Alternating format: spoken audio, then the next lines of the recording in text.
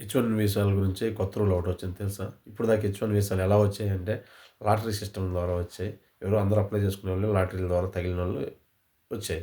ఇప్పటి నుంచి అట్లా గాదు. ఆ సిస్టమ్‌ని స్క్రాప్ చేసేసి మెరిట్ ద్వారా ఇస్తున్నారనమాట.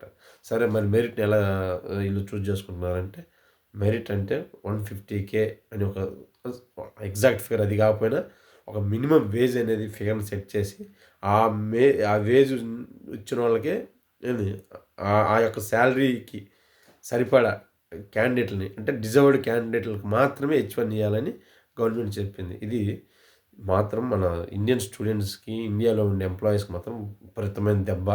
దానికి భారీ దెబ్బ కాదనట్లేదు.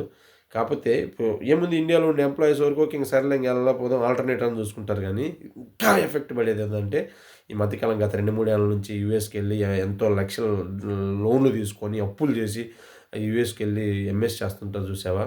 వాళ్ళకి మాత్రం ఇప్పుడు విపరీతమైన దెబ్బ. ఏందంటే ఇప్పటిదాకా ఎంఎస్ చేసే స్టూడెంట్స్ కన్సల్టెన్సీస్ ద్వారానో, వేరే ఏజెన్సీస్ ద్వారానో మేనేజ్ చేయించుకొని ఎలాగెలాగో హెచ్-1 తెచ్చుకొని అక్కడే ఉండిపోయేవాళ్ళు. కానీ ఇప్పుడు నుంచి ఈ కన్సల్టెన్సీలకి, ఏజెన్సీలకు కూడా చాలా తలకాయ నొప్పి అయితదనమాట. ఎందుకంటే అంత ఎక్కువ సాలరీ 150,000 ప్లస్ అంత పెద్ద సాలరీస్ ఇచ్చి ఈడు డిజర్వ్డ్ క్యాండిడేట్ అని జస్టిఫై చేయాలంటే అంత తమాషా కాదు, అంత ఆషామాషీ అయిన విషయం కాదు. సో, దయచేసి నేను చెప్పేదేందంటే స్టూడెంట్స్‌కి మీరు ఇండియాలోనే ఉండి చూసుకోండి.